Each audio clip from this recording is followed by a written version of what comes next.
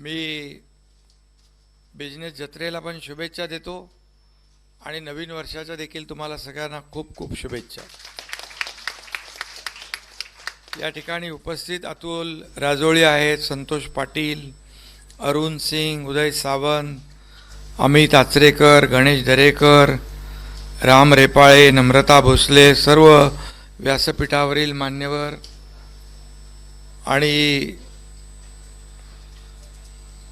जत्रा खूप बघितल्या पण त्या जत्रा सगळ्या हाऊसफुल असतात, पण बिझनेस जत्रा पण हाऊसफुल आहे.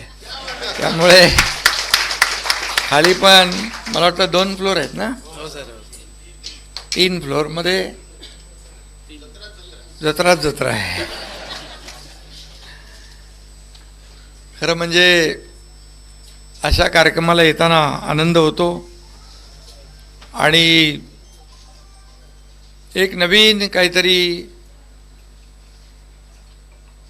इनोव्हेटिव्ह असा कार्यक्रम आपण आयोजित केला आहे.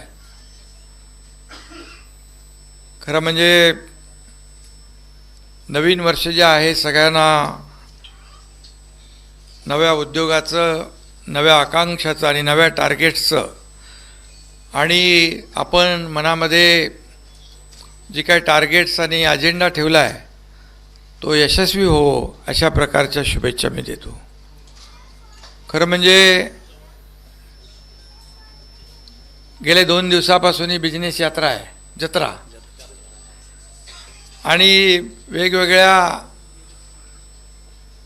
व्यवसायावर इथे चर्चाही झाली असेल आणि चांगल्या आयडियाज ज्या आहेत, कल्पना आहेत, एकमेकांना शेअर देखील आपण केल्या असतील. खऱ्या अर्थाने कुठलाही कार्यक्रम आयोजित केला जातो आणि त्याला एक प्लॅटफॉर्म मिळतो.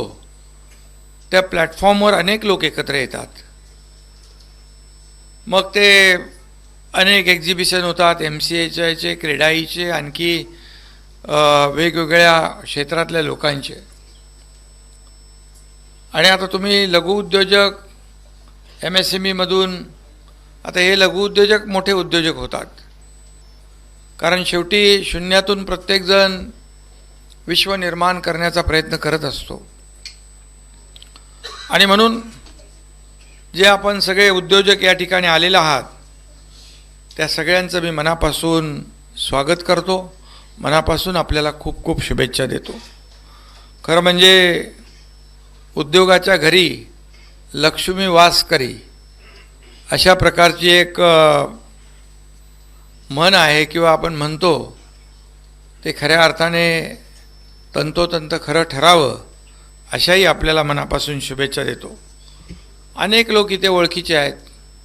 त्यांनी सुरुवात छोट्या व्यवसायापासून केली आणि हळूहळू व्यवसाय, खरं म्हणजे याच्यामध्ये व्यवसायामध्ये प्रामाणिकपणा असला पाहिजे, कष्ट मेहनत असली पाहिजे, म्हणजे डेडिकेशन असलं पाहिजे, डिवोशन असलं पाहिजे कुठल्याही कामामध्ये. आता बघा, कुठलंही काम आपण हाती घेतल्यानंतर करायचं म्हणून करायचं असं जर केलं तर मग ठीक आहे, तसंच चालत राहतं. परंतु कुठलंही काम, कुठलीही जबाबदारी मिळाल्यानंतर त्या जबाबदारीचं आणि संधीचं सोनं करायचं असा एकदा विचार मनात केला की मग मात्र त्या माणसाला यश मिळतं आणि त्याची पुढची वाटचाल देखील यशस्वी ठरते. आणि म्हणूनच मला या ठिकाणी आपल्याला अनेक इथं आलेले लोक आहेत, या हॉलमध्ये आलेल्याची प्रत्येकाची वेगवेगळी स्टोरी असेल. कोणी कसा व्यवसाय सुरू केला, कोणी कसा केला. मगाशी कोणी सांगितलं एक सायकल होती, इलेक्ट्रिक सायकल, आता इलेक्ट्रिक, जॉयभाई त्याचं माझ्या लक्षात नव्हतं, पण त्याने त्याचं उद्घाटन मी केलं आणि आता तो नंबर 1 ठरला आहे.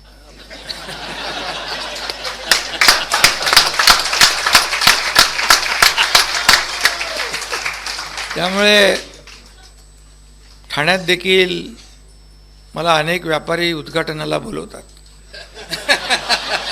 आणि पुन्हा 1-2 वर्षात दुसऱ्या दुकानाच्या उद्घाटनाला बोलवतात. मी म्हणाला, अरे गेल्या वर्षी केला ना, नाही आता दुसरा केला, अभी दुसरा दुकान चालू आहे. म्हणजे हे एक प्रकारचं त्याचं मेहनतीचं फळ आहे. त्याला मी उद्घाटन केलं म्हणून त्याचं दुसरं दुकान झालं असं नाही.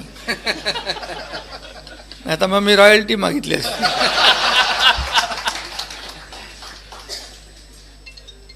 पण मी विदाऊट रॉयल्टी काम करणारा माणूस आहे.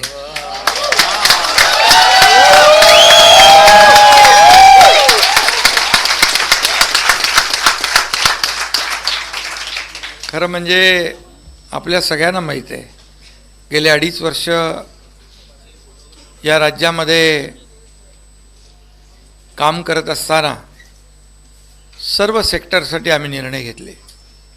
अगदी मी तसा शेतकरी कुटुंबातून आलो आहे आणि एका शेतकऱ्याचा मुलगा या राज्याचा मुख्यमंत्री होतो याचा आनंद सगळ्यांनाच झाला आणि त्यामध्ये मग सर्वांनाच आपल्याला न्याय द्यायचा आहे. मग शेतकरी, कष्टकरी, कामगार, उद्योगपती, छोटे उद्योगपती आणि सगळ्यात मोठा सेक्टर होता लाडक्या बहीण, मुख्यमंत्री माझी लाडकी बहीण योजना. लाडका भाऊ पण केला आम्ही. कारण आतापर्यंत तुम्हाला सांगतो, कुठल्याही राज्यात प्रशिक्षण भत्ता स्टायपंड कधी दिला नव्हता. म्हणजे 12वी त्यांना आम्ही प्रोत्साहन दिलं. 12वी डिप्लोमा आणि डिग्री केलेल्या लोकांना 6,000, 8,000, 10,000 रुपये स्टायपंड. 10 लाख मुलांचं टार्गेट केलं, मुलींचं आणि मुलांचं. याच्या मागचा उद्देश एवढाच की त्यामधून त्यांनी ट्रेनिंग घ्यावं आणि तुमच्यासारखे उद्योजक येतात त्यांना ट्रेंड मॅनपॉवर मिळावी, अशा प्रकारचं स्किल्ड मॅनपॉवर मिळावी. कारण शेवटी आता आपलं राज्य जे आहे हे इंडस्ट्री फ्रेंडली स्टेट झालेलं आहे. मी आपल्याला अभिमानाने सांगतो, मी जेव्हा मुख्यमंत्री झाल्यानंतर दावोसला गेलो होतो वर्ल्ड इकॉनॉमिक फोरममध्ये स्वित्झर्लंडला. त्यावेळेस तर सुरुवात होती आमची आणि मला आठवतं आहे की आपल्या महाराष्ट्र पॅव्हेलियनमध्ये एवढी गर्दी व्हायची की खूप वेगवेगळ्या देशाचे प्रमुख आम्हाला भेटायला आले, उद्योजक आले आणि आपल्याबरोबर MOU साईन केले त्यांनी. मला वाटलं नव्हतं की एवढा रिस्पॉन्स मिळेल, कारण आपलं तर नवीन सरकार, त्यांना काय माहिती कधी सरकार इकडे बदलते, कधी जाते, नवीन येते. पण कारण तसं मीच टांगापलटी करून नवीन सरकार आणलं. कारण ते गरजेचं होतं. ते लॉकडाऊन सरकार होतं. उद्योग बंद, दुकान बंद, मकान बंद, मंदिरं बंद, सण बंद, उत्सव बंद, सब बंद. सब बंद रहेगा तो चलेगा कैसे? कोविड करून चालत नाही. आणि म्हणून सरकार बदलणं गरजेचं होतं, जे सर्वसामान्यांच्या मनातलं सरकार. खरं म्हणजे एका विचारधारेचं सरकार आवश्यक होतं आणि देशामध्ये मोदीजींच्या नेतृत्वाखाली देश पुढे जात होता. आणि मग महाराष्ट्रामध्ये देखील एका विचाराचं सरकार असेल तर डबल इंजिनचं सरकार म्हणून आपल्या राज्याला विकासाचा वेग मिळेल, आपल्या राज्याच्या विकासाला गती येईल, प्रगतीला गती येईल, हा विचार करून तसं काम फार कठीण होतं. ते आठवले दिवस तरी सुद्धा, कारण शेवटी चालू सरकार म्हणजे अस्तित्वात असलेलं सरकार आणि आम्ही मंत्री होतो. मंत्री सरकारमधून पाय उतार होऊन विरुद्ध दिशेकडे जाताना कधी तुम्ही पाहिले? एक नगरसेवक काय ग्रामपंचायतचं सरपंच पण सत्ता सोडत नाही, पण आम्ही सत्ता सोडली विचारधारेसाठी आणि या राज्याच्या विकासासाठी, या राज्यातल्या सर्वसामान्य लोकांना न्याय देण्यासाठी सरकार बनवलं. आणि मला आठवतं आहे 2.5 वर्षात एकही सुट्टी न घेणारा हा मुख्यमंत्री.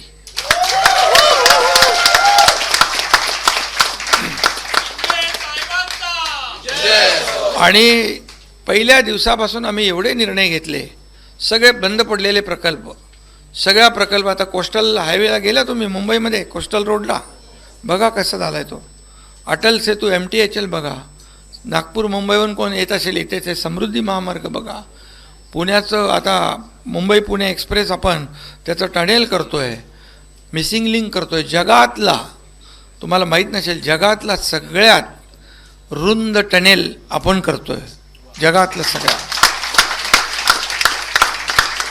आणि त्यामुळे आता मुंबई पुणे एक्सप्रेसमुळे तुमचा उद्योग वाढला, IT सेक्टर आलं, ऑटोमोबाईल हब आलं, सर्व्हिस इंडस्ट्री आली, रिअल इस्टेट बूम झाली, सगळं झालं.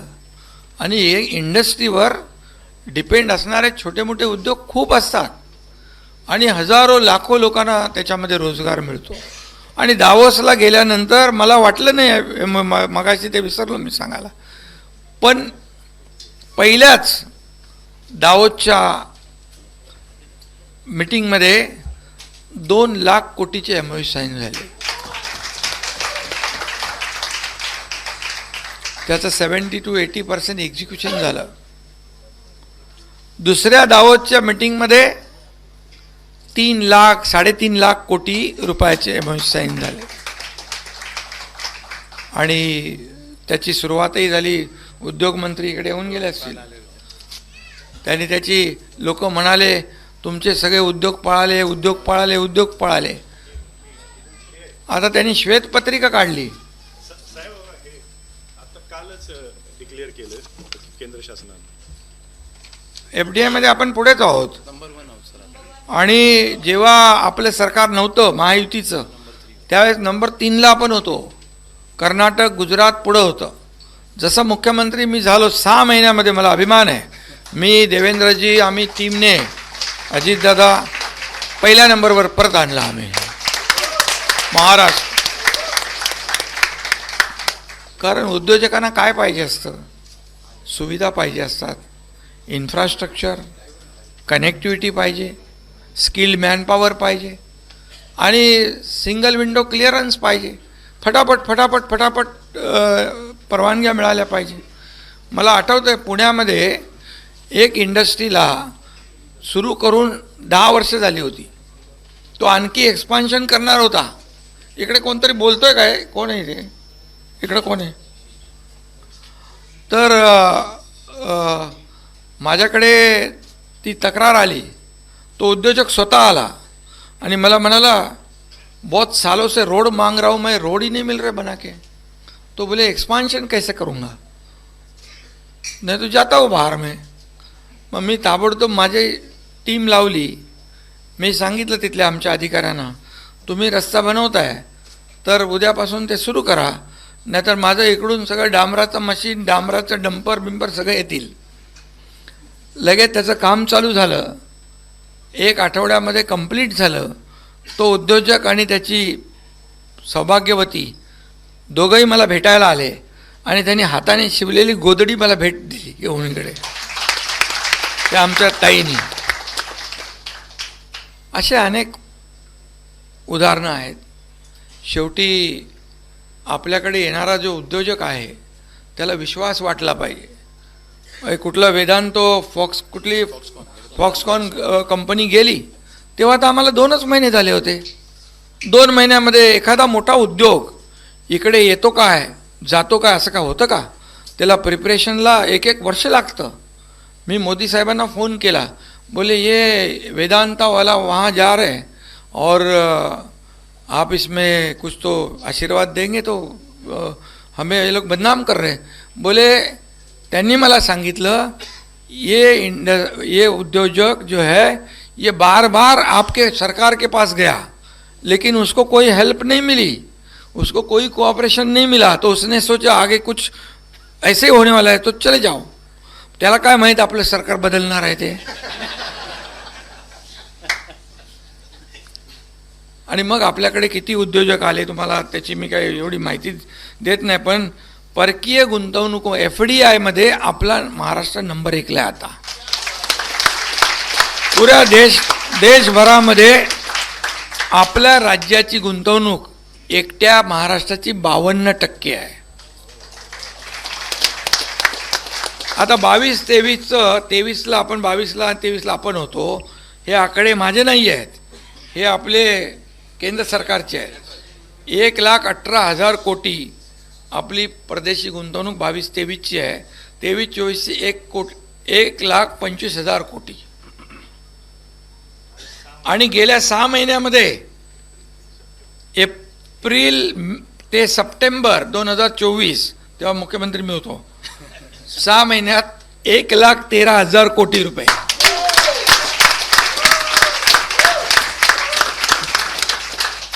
त्यामुळे इकडे पळाले तिकडे पळाले, अगोदर पळाले, कारण तेव्हा विचारायला जायचं, आले की माझं काय. आता आम्ही विचारतो तुमचं काय, तुम्हाला काय पाहिजे, तुम्हाला काय मदत पाहिजे ती सांगा आम्हाला. एक उद्योग आला तर शेकडो हजारो नोकऱ्या मिळतात. एका उद्योगावर छोट्या छोट्या अलाइड इंडस्ट्रीज तयार होतात. मोठ्या उद्योगावर तुमच्यासारखे लघु उद्योजक तयार होतात. आणि त्यामुळे उद्योग हा फार महत्त्वाचा भाग आपल्या राज्य सरकारचा आहे.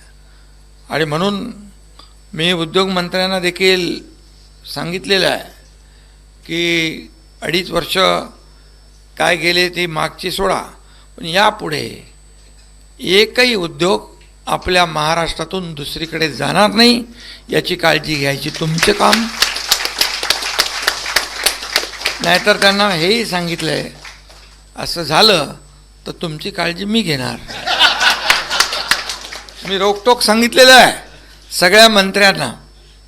त्यामुळे 2.5 वर्ष आपण ठीक आहे, आपल्याबरोबर आले सगळेजण, 2.5 वर्ष धाडस केलं, 2.5 वर्ष आपण चला. पण आता मात्र एकही दिवस आपल्या राज्याचा विकास आणि प्रगती याच्याशिवाय दुसरा विचार बिलकुल नाही. आता देवेंद्रजी आमची टीम, देवेंद्रजी मुख्यमंत्री आहेत, आम्ही त्यांची टीम आहोत. मी मुख्यमंत्री होतो त्यावेळेस आमची टीम होती, आताही आमची टीम आहे. आणि टीम या राज्याला पुढं घेऊन जाईन. आणि तुम्हाला एवढंच मी सांगतो की तुमच्या माध्यमातून अनेक उद्योजक तयार करा. बाळासाहेब म्हणायचे, नोकऱ्या मागण्यापेक्षा नोकऱ्या देणारे हात तयार करा, नोकऱ्या देणारे. आणि ते तुम्ही करताय. आणि म्हणून या राज्यामध्ये आम्ही उद्योजकांना प्राधान्य दिलेलं आहे. तुम्हाला कुठलीही काही आमचा एक उद्योग विभाग केलेला आहे. आमचा उदय सावंत त्याचे प्रमुख आहेत महाराष्ट्राचे. कुठली कंप्लेंट काय असेल तर ते मला सांगतात आणि ताबडतोब ती आपण सोडवतो. दुसरे आमचे संतोष पाटील, त्यांचा कुठला क्लब आहे, सॅटर्डे क्लब आहे उद्योजकांसाठी खास. म्हणजे वेगवेगळे क्लब असतात पण उद्योजकांसाठी असणारा क्लब आहे यांचा. सगळेच क्लब लागतात आपल्याला. शेवटी हे आपले जे काय प्रत्येक वेगवेगळ्या क्षेत्रातला माणूस असतो आणि माणसाला आपल्या आपल्या आवडीनिवडीनुसार आपलं क्षेत्र निवडायचं असतं आणि त्याच्यात यश मिळवायचं असतं. त्यामुळे खऱ्या अर्थाने मी एकच सांगतो तुम्हाला की मगाशी कोणीतरी सांगितलं एकजूट काय, उद्योजकांची एकजूट, संधींची लयलूट. उद्योजकांची एकजूट आणि संधींची लयलूट. बरोबर आहे. एकमेका सहाय्य करू अवघे धरू सुपंथ, अवघे हो श्रीमंत. चालेल तसं घ्या. कारण शेवटी एक माणूस श्रीमंत झाला तर त्याच्या मागे 10 लोक काम करतात. 10 लोकांचं कुटुंब असतं, त्याच्यात आणखी 5-5 लोक पकडले तर ते 50 लोक होतात. आणि म्हणून आता आम्ही उद्योजकांना, MSMEला, मोठ्या उद्योजकांना जे काही प्राधान्य देण्याचं काम करतो आहे. कारण आदरणीय मोदी साहेबांनी जो काय विकसित भारत 2047 आणि $5 ट्रिलियन जे आत्ताचं त्यांचा गोल आहे, त्या $5 ट्रिलियन आपली महाराष्ट्राची $1 ट्रिलियन इकॉनॉमीचं आपला गोल आहे. आता नीती आयोग आला होता. नीती आयोगाने म्हटलंय एकाच्या कुठे मागे लागता तुम्ही, तुमचं फक्त मुंबई आणि MMRमध्ये $1.5 ट्रिलियन पोटेन्शियल आहे. फक्त मुंबई आणि मुंबई MMRमध्ये. रेस्ट ऑफ महाराष्ट्र वेगळा आहे आणखी. त्यामुळे आपण आज कनेक्टिव्हिटीला महत्त्व देतो आहे. एअर कनेक्टिव्हिटी असेल, रोड कनेक्टिव्हिटी असेल, रेल कनेक्टिव्हिटी, वॉटर कनेक्टिव्हिटी, आपण पोर्ट बांधतो आहे, मोठे रस्ते करतो आहे. आज नागपूर मुंबई जर आपण पाहिलं 20 तास 22 तास अंतर कापायला लागायचं. आज 7 ते 8 तासामध्ये नागपूरचा माणूस मुंबईत, मुंबईचा माणूस नागपूरला. आता तिथं मी एकदा पहिला गेलो होतो सुरुवातीला, जिथून नागपूर मुंबई सुरू होते. एक काळं कुत्रं दिसत होतं. आता मल्टीनॅशनल कंपन्या आल्या, उद्योग आले, कारण अंतर त्यांचा प्रवास जो आहे, शेवटी वेळ वाचला पाहिजे, इंधन वाचलं पाहिजे. आणि या सगळ्या गोष्टी आज अटल सेतूला तुम्ही गेला असाल कोण? अटल सेतूने गेले ना, 1 तास 1.5 तास लागायचा, आता 20 मिनिटात अटल सेतू पार. आणि आम्ही पर्यावरणपूरक करतो, म्हणजे पर्यावरणाचाही समतोल राखतो आम्ही. याचं उदाहरण तुम्हाला मी देतो. तुम्हाला तिथं फ्लेमिंगो होते, फ्लेमिंगो सगळे पर्यावरणचे जे आपले NGOज आहेत ते म्हणाले अटल सेतू झाला की तुमचं हे फ्लेमिंगो इथून जातील, पर्यावरणाचा ऱ्हास होईल. मी त्या खात्याचा मंत्री होतो. मी सांगितलं आमच्या अधिकाऱ्यांना, काही वाटेल ते झालं तरी फ्लेमिंगो कमी होता कामा नये. काही जी टेक्नॉलॉजी वापरायची तिला वापरा. मग त्यांनी स्पेशल टेक्नॉलॉजी वापरली, रिव्हर्स सर्क्युलेशन ड्रिलचा वापर केला. आणि जे आपण नॉईज बेरियर नंतर लावतो ते कामाच्या वेळेस लावले. तुम्हाला मी सांगतो, NGOचाच रिपोर्ट आहे, फ्लेमिंगोमध्ये वाढ झाली, कमी झाली नाही. म्हणजे उद्योग किंवा प्रकल्प करत असताना पर्यावरणाचा देखील समतोल राखला पाहिजे. नाही तर आपल्याला माहीत आहे ग्लोबल वॉर्मिंग, क्लायमेट चेंज, कधी पाऊस पडतो, कधी उन्हाळा होतो, कधी काय होतं. आता बघताय आपण सगळे. एकीकडे आपल्या महाराष्ट्रात दुष्काळाला फेस करतो आपण, आणि दुसरीकडे अतिवृष्टीला फेस करतो, गारपीट आहे. आणि म्हणून या ठिकाणी तुम्हाला एवढंच सांगतो की उद्योग क्षेत्रामध्ये तुम्ही अशा प्लॅटफॉर्मच्या माध्यमातून एकत्र आलात तर नक्कीच या महाराष्ट्राचं कल्याण होईल. मी दावोसला गेलो होतो त्यावेळेस सकाळी पहाटे तिकडे 6 का 7 वाजले होते, पण तुम्हाला माहीत आहे तिकडे बर्फ असतो. मराठी उद्योजक आणि त्याच्यामध्ये माझ्या लाडक्या बहिणी मोठ्या प्रमाणावर होत्या, स्वागतासाठी आल्या होत्या दावोसमध्ये सकाळी एवढ्या पहाटे. आणि दावोसला जगभरातले मराठी लोक पण भेटले आणि महाराष्ट्रातले इतर भाषिक पण मला भेटले.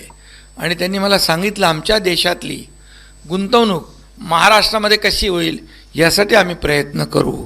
हे देखील एक मोठी गोष्ट आहे. एक खऱ्या अर्थाने जिथं आपला माणूस जातो, महाराष्ट्रात वास्तव्याला असलेला ज्या देशात जातो, तिथून इन्व्हेस्टमेंट आणण्याचा एक येऊ किंवा पुढे त्याला यश मिळेल किंवा नाही मिळेल, पण बोलणं हे महत्त्वाचं आहे ना. आपुलकी आणि जिव्हाळा महत्त्वाचा आहे आपल्या राज्याच्या बद्दल. आणि म्हणून आपला देश पुढे जातो आहे. मोदीजी देशाला पुढे नेत आहेत. आज 10व्या 11व्या क्रमांकावरून आपली इकॉनॉमी जी आहे, अर्थव्यवस्था 5व्या नंबरवर आली आहे. आता आपल्या 3ऱ्या नंबरवर आणायची आहे. आणि म्हणून महाराष्ट्र त्याच्यामध्ये पहिल्या नंबरला असलं पाहिजे. महाराष्ट्र हे देशाचं ग्रोथ इंजिन आहे. आणि आदरणीय प्रधानमंत्री म्हणाले की मुंबई हे आपण त्याला अर्थव्यवस्थेचं पॉवर हाऊस करू शकतो. फिनटेक कॅपिटल आपलं होऊ शकतं. हे सगळं जे आहे हे करायचं असेल तर तुमच्यासारखे जे उद्योजक आहेत त्यांनी, आम्ही आता जे मोठे रस्ते करतो आहे तिकडे तुम्ही या, तुम्हाला आम्ही जागा देऊ, तुम्हाला सवलत देऊ. आणि ग्रुप करा तुम्ही. तुमचे आता छोटे उद्योग आहेत, ग्रुप केला तुम्ही, मोठे उद्योग होतील, त्याला आम्ही मदत करू. सरकार तुमच्या पाठीशी उभं राहील. आणि म्हणून तसं बघायला गेलं तर प्रत्येक क्षेत्र चॅलेंज असतं. आमचं राजकीय क्षेत्र पण, कारण आम्हाला दर 5 वर्षाला आमची परीक्षा द्यायला लागते. आणि म्हणून तुमचं उद्योग क्षेत्र जे आहे त्याच्यामध्ये मेहनत, कष्ट आणि मगाशी मी म्हणालो त्याप्रमाणे जिद्द पाहिजे आणि एकमेकाला मदत करण्याची वृत्ती पाहिजे, तर आपण पुढे जाऊ शकतो. आणि खऱ्या अर्थाने अशा या बिझनेस जत्रा, नावही चांगलं आहे जत्रा, जेव्हा सगळे एकत्र येतात, जत्रेमध्ये बरेच लोक येतात, वेगवेगळ्या, म्हणजे लहान मुलांसाठी वेगळी जत्रा असते, तरुणांसाठी वेगळी, महिलांसाठी, म्हणजे वेगवेगळ्या, ज्येष्ठांसाठी विरंगुळा. तसं तुमच्या इकडे आल्यानंतर देखील तुम्ही एकमेकांशी चर्चा करता, बाबा तुझा काय व्यवसाय आहे, तुझा काय बिझनेस आहे, मग एक दुसरे जेव्हा शेअर करतात त्यावेळेस खऱ्या अर्थाने ती जत्रा यशस्वी होत असते. आणि आता तर तुमचं सरकार आहे, हक्काचं तुमचं सरकार आहे, तुम्हाला कुठलीही अडचण येणार नाही. आणि उद्योग विभाग पण आपल्याकडेच आहे, उदय सामंत तुमच्या घरातलेच आहेत, ते कधी आपल्याला भेटू शकतात, कधी तुम्ही, आणि मी पण भेटतो कोणालाही. म्हणजे मी नेहमी सांगतो, CM म्हणजे CM, मी होतो तेव्हा म्हणायचो CM म्हणजे लोक म्हणतात चीफ मिनिस्टर, मी म्हणतो CM म्हणजे कॉमन मॅन. आणि कॉमन मॅन म्हटल्यानंतर कॉमन मॅनमध्ये जाताना अडचण येत नाही, प्रोटोकॉल येत नाही, सगळं बाजूला राहतं. आणि आता मी DCM आहे, आता डेडिकेटेड टू कॉमन मॅन.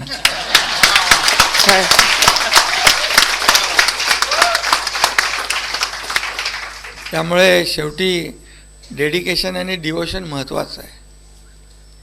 आणि तुम्हाला खूप खूप शुभेच्छा देतो आयोजकांना सगळ्या. अतुल, तुम्हाला शुभेच्छा खूप, सर्व उद्योजकांना शुभेच्छा. आणि मी तुमच्या या कार्यक्रमाला आलेलो आहे. पुढच्या वर्षी नक्की एकेकाचा उद्योग दुप्पट झालेला असला पाहिजे.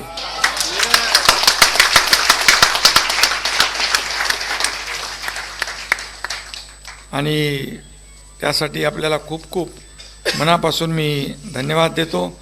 आणि जेवढं शक्य होईल उद्योग खातं आपल्याला मदत करेल असं आश्वासन देतो. आणि जाता एकच सांगतो, उडान तो हम सिखला देंगे, उडान तो हम सिखला देंगे, आप जरा से पर खोलो, आप जरा से पर खोलो. म्हणजे तुम्ही आम्ही उडान शिकू, पण तुमचे पंख तुम्ही हलवायला पाहिजे. धन्यवाद. जय हिंद, जय महाराष्ट्र. ABP माझा, उघडा डोळे बघा नीट.